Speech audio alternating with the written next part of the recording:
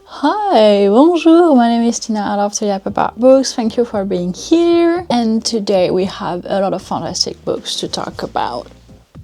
Let's jump right into it. It's been a while since I've done any monthly review videos, so I might be a little bit out of practice, but I'm very excited today to talk about these books. The first one being Gideon the Ninth by Tamsin Muir. This is a science fiction gothic debut novel, and I give it 4 stars. There are a lot of reasons for that. Just wait a little bit. I made a whole vlog about it, but if you've not seen it, my review will be a little bit biased because I spent the whole book not knowing that much about what was going on, especially towards the world building, to discover at the end of the book, after I finished it, that there is a glossary at the end explaining almost all of it.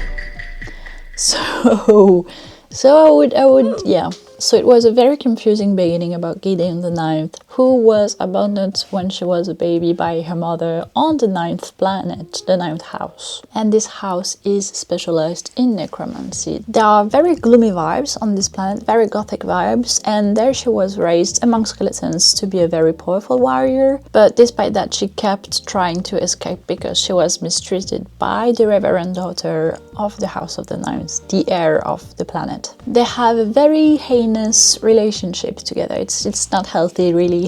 Until one day the emperor has invited all the heirs to his faithful and loyal house to a deadly trial of skills. I didn't understand really much at first what it was referring to, but it was in order for them to become an immortal, all-powerful servants to the emperor, and the heirs of each house has to go with a cavalier. It ends up being Gideon. You'll know why by reading this book. And from there, you will follow their adventure in a very gothic setting, in a very austere planet, I would say. If Harrow, the heir, does not go with the cavalier, Gideon, the house will fail and they will die.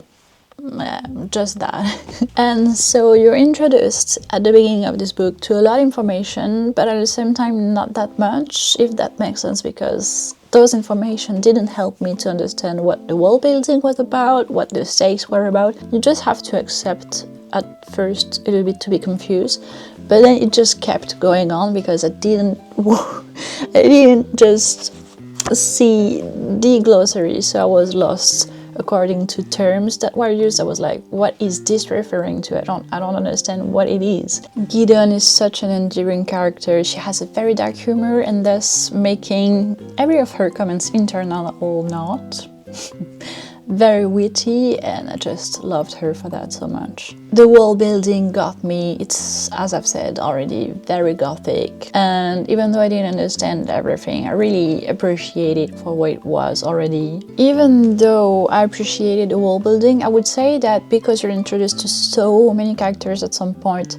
it confused me a bit in not a biased opinion, I think. Tell me what you think about it if you read it. But yeah, and thus I was like, who is he again? Who's she again? I can't remember, because there's 9th house and each house has one heir and one cavalier, so it makes 18, not 18 because we already know the characters of the 9th house, but you're introduced to 16 new characters.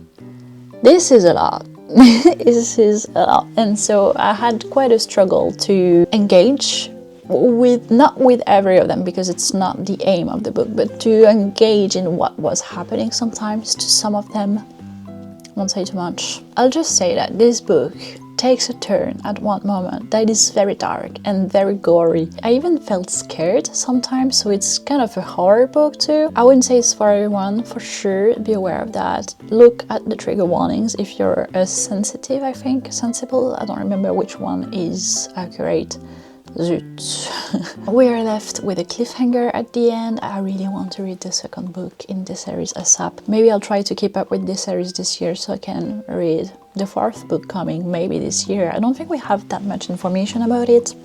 So I really enjoyed this book for what it was. I need a reread so I can maybe attribute it a more proper rating, because it's definitely not the one it deserves, I think. And small spoiler, not small, don't watch it if you don't want to. I'll just put like maybe an emoji or something, I don't know. It has and there were none vibes. Totally.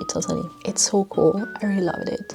Then we have none other than a new all-time favorite for me. It's, you maybe know already, The Handmaid's Tale by Margaret Atwood. What a slap. It's a dystopian science fiction modern classic book, and I gave it, of course, 5 stars. I could give it 6 stars too, for sure. You may already know the series, you may have watched it, maybe, you may have read the book too, I don't know, but I really wanted to read the book before watching it. And I tried to not have too much of high hopes for it because I'm a sucker for dystopian books. And I think that because we have too much expectation sometimes, we do not have new favorites. And that would be the subject of another whole video. But all of that just to say that it reached and even exceeded all of my expectations. It's not a science fiction book in terms of like spaceship flying in the sky, but rather an anthropology, a study of social behaviors, and I thought that it was genius. Set in the near future, this is happening in what was once used to be the United States and what is now the Republic of Gilead, a monotheocracy that has reacted to a declining birth rate by reverting to and going beyond the Puritans' way of life and their repressive intolerance. The story is told through the eyes of Alfred, who is one of the handmaids, whose goal is to help highly ranked in the hierarchy couples, to help them because they're infertile having kids. I leave it to your imagination how it is done. Or read a book. The handmaids live at their houses, but they have their own rooms, which add a little bit to the creepiness of the situation. Through her eyes, as you follow her in very mundane things in her daily life, like doing groceries, walking in pairs with another handmaid because they cannot go outside without having another handmaid with her. Like, they have to go by two, otherwise they're not safe, kind of. And I thought that it was genius to introduce us to this dystopian world through small things and mundanity, because this way you can definitely imagine in your head how the differences are with our world, or even more terrifying, the similarities. One example of that would be when she's walking back home, I think, from doing groceries with another handmaid, and they come across a group of Japanese tourists, and they are very excited to come across them, the Japanese tourists. So they're like, can we take a picture of them, to their guide? And their guide is like, no. But they're also asking to their guide if they can ask the handmaids questions. So one of the Japanese tourists go to Alfred and ask her if she's happy. But the handmaids have to be very discreet. They cannot interact with others. So she just lower her head, and they have, you know, these kind of hats that have kind of blinkers. So she just keeps her head down, and she's like thinking, and she's like, I cannot answer anything else than that I'm happy. So she just goes like, yes, I'm happy. And I think it's genius because it just shows, just through this little interaction, how they're supposed to act and how exterior people see them, even from other countries. And it shows that they're not completely closed on themselves, that they accept tourists, but also that something's going on. You know, it's genius. I didn't update my tabs yet, but as you can see, I've tabbed a lot of things. I highlighted a lot of things. I love so many quotes in this book. The writing is stunning to me, but at first I was a little bit tired, confused about the quotation marks sometimes when the characters are speaking, because sometimes you don't have them and sometimes you have them, like they come back. You don't know why. I'm wondering if this is maybe a default of impression, imprimé, of printing. Probably, yeah.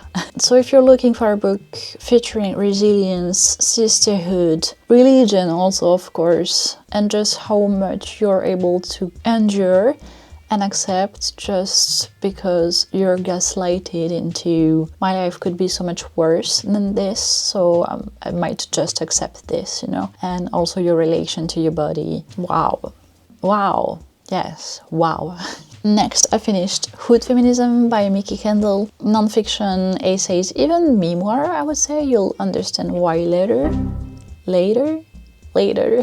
This is about how mainstream feminists rarely talk about basic needs as a feminist issue, such as like insecurity, access to quality education, safe neighborhoods, and so on. And how all too often, however, the main focus is not on how to survive for the many, but to increase the privilege for the few. This is such an eye-opening book about social injustices for the minorities, especially for people of color and Black women. As a white woman, I've learned so much in this book, even though a lot of it is about basic empathy you should have, which is logical to me. Maybe not for everyone, obviously.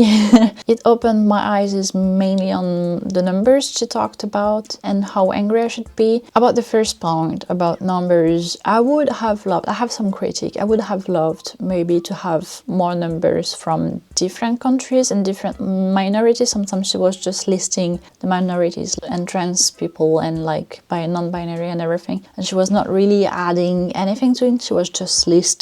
And she really focused on mainly the United States, which is a shame to me, but which is logical because she mainly uses her experiences. You have a lot of pieces of what she went through, which is very emotional too. So that's why I think it's not really an essay, but more so memoir. I don't know. I still don't know how I feel about it. And secondly, on the anger, it was so interesting to see her take about it, because she's stating that it's really anger that makes things move, and that it is anger that makes changes, and that you should be more angry for the others, which makes sense too. And it was interesting to compare it to Bell Hooks' point of view, because I've read all about love recently, and she was really proning the love of the others, because fear is what makes us also having distance with the others, feeding the cycle of hatred, you know, whereas loving the others takes effort. So it was very interesting, because also Bell Hooks talks about Martin Luther King, who doesn't prone hate, obviously. So yeah, very interesting. Not a new favorite because of the main United States-centered book, which was, I think, not what I was waiting for, but I still give it a 4.75 stars. Very eye-opening, a very necessary read, for sure. Next, I've read Howl's Moving Castle by Diana Wynne Jones. Yes, this is a new favorite also. This is a 5 stars. This is a middle-aged YA fantasy book about Sophie, who is the eldest of 3 daughters, and she one day unfortunately crossed the path of the Witch of the Waste. She attracts her ire and she finds herself under a spell that horrifyingly make her an old woman, and the only way she can return to her original state is for the wizard of Howl's Castle to help her. So to untangle the enchantment, she has to handle the heartless wizard, and she also bargained with a demonic fire.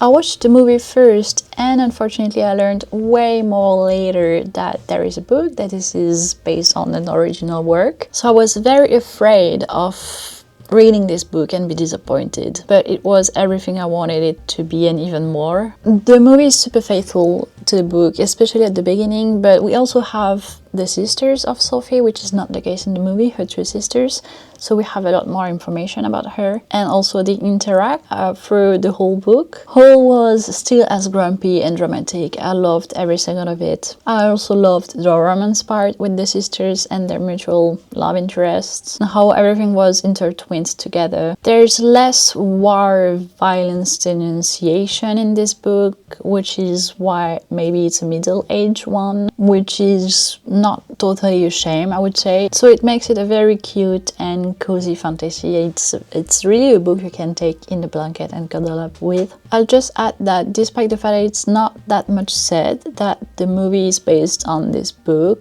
at least, I don't know, it's not because I was not aware that everyone was not aware of it, but I don't know, it's not that much talked about. I just would add that despite that, Miyazaki does a really great job at appropriating it and denouncing issues and subjects that he hasn't heard. So yes, it's a new favorite. It shows that middle age, and especially YA is not dead. YA can be good. Next, I've read Hamnet by Maggie O'Farrell. I would give this 4.5 stars. It's a historical literary fiction. So if you don't know the story already, if you want to go blindly into it, not knowing too much, I'll just recommend skipping the part while I'll do the summary of the book. So Warwickshire in the 1580. Agnes is a woman that is as feared as sought after for her abilities and unusual gifts too. In order to marry, she gets pregnant.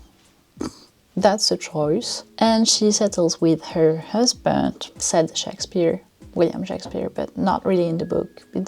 She's not really named. In Stratford, she has 3 children, Susanna, the eldest, and twins, Hamnet and Judith. And Hamnet dies in 1596, age 11, from the plague. 4 years or so later, her husband writes the play Hamlet. Should I begin with the fact that when I was reading this at a cafe, I almost cried in public for the death of Hamnet? Yes. My heart was broken. I would say that at first I was very surprised that we read a lot of Agnes and not really Hamnet. We read a lot at first about her background story, how she grew up with her parents, and how then she meets her husband and how they marry and everything, how she goes through pregnancy and motherhood. But when I say that I cried, still is showing how much the writing is good, because you get to know about the boy not through his eyes, but through descriptions of their life. I loved the character of Agnes too, her witchy vibes, even though some people would say that it's now a cliche to have a wild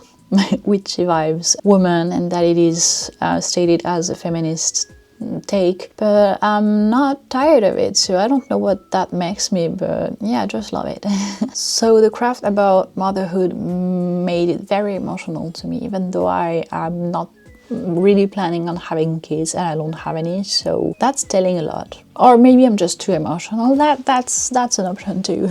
So yes, the writing is not perfect sometimes. Maybe it is too descriptive, a bit repetitive, but I still found it very poetic because it's very nature-based. 4.5 stars. Next, I finished Invisible Woman by Caroline Criado Perez. Yes, 2.5 stars.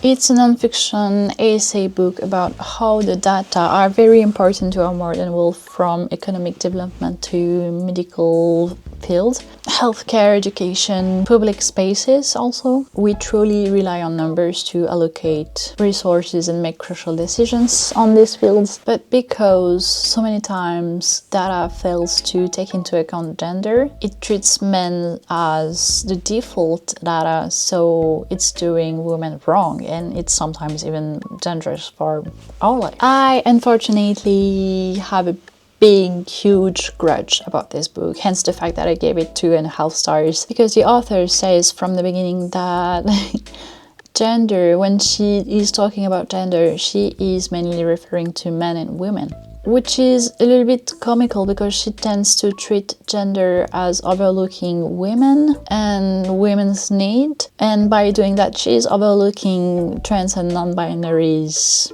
need. She also keeps switching between sex and gender as interchangeable. I think that she defended herself of that by saying that there are not a lot of data about non-binary and trans people, which is also comical because we're dealing about data gaps. So while I need to emphasize the fact that she did a huge amount of job at showing how data are failing women, treating the men as a default data and thus being very dangerous for women, especially in the medical field, that was the most shocking to me. Even though sometimes her analysis and conclusion were maybe questionable. Also, her chapters have themes, but she digressed a lot about them, which didn't make sense anymore. So overall, I am very frustrating and I have a huge grudge about this book, because while it brings what I wanted from hood feminism, which is a lot of data from different countries and different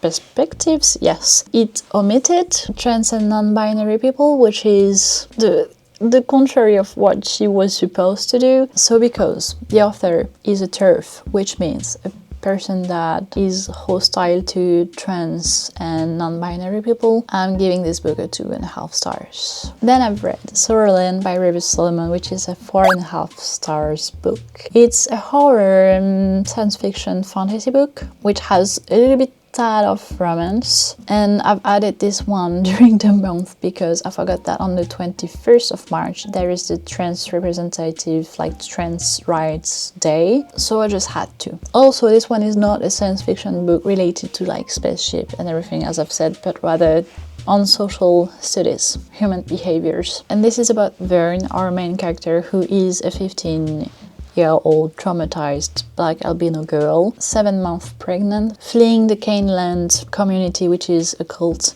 for the woods. But the community has no intent on letting her flee. She's hunted, and in the woods she's giving birth to 2 of her children, twins.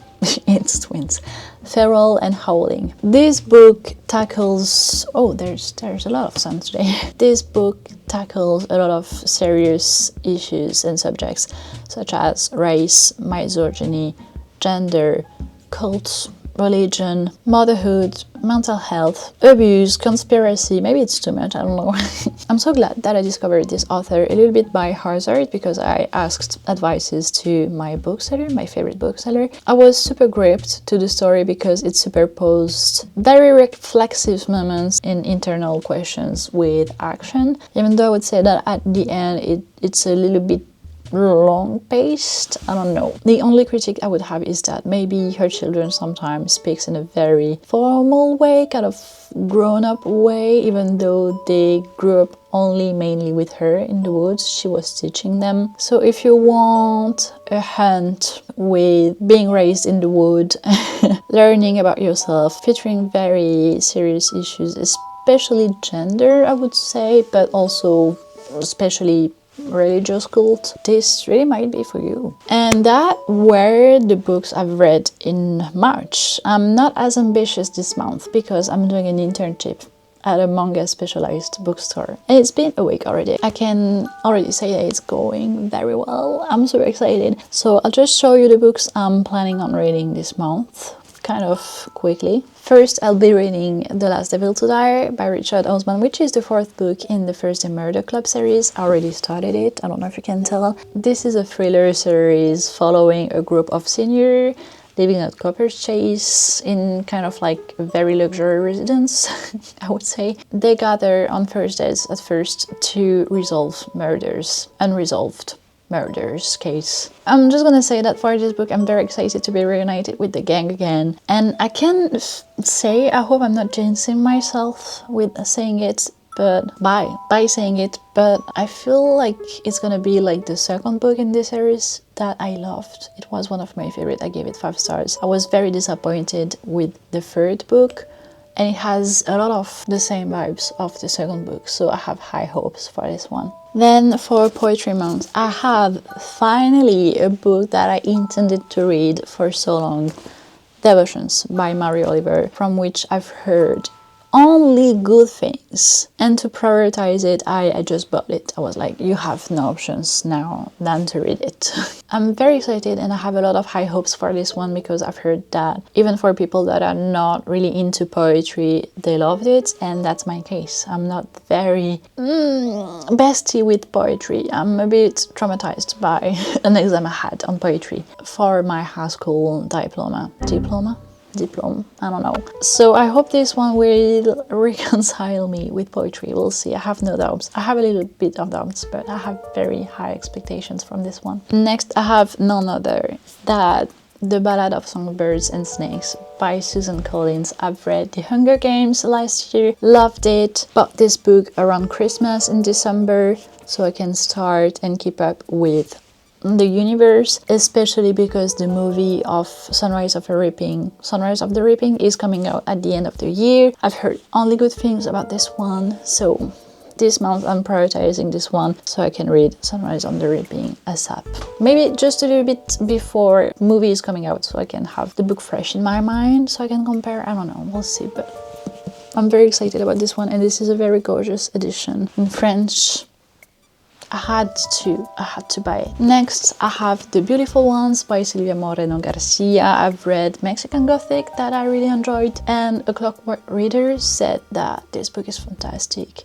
It is shouting spring, especially on the cover. I don't want to know too much going into this book, but it seems like it's a crossover between Bridgerton and Witch. So I'm definitely intrigued, and it seems like a very enjoyable read, which I need for this month because I'm working again, so I need very distracting, easy read I can go through. Sounds perfect. Next, I have on my e-reader You Did Nothing Wrong by C.G. Drews, which is the front of pages book for the book club of this month. I'm afraid, but I'm also excited for this one. Afraid because I didn't really like Don't Let the Forest In, but excited also because this is an adult novel and because this is not as highly rated as Don't Let the Forest In, and a thing you need to know about me is I tend to love books that are not very highly rated, so very excited for this one. Also, it's gothic and it seems to have a haunted house with like a new family moving, and everything seems perfect at first, but something is going wrong. The woman, I think, starts to hear voices. I don't know. I don't want to know too much. And last but not least, I have, thanks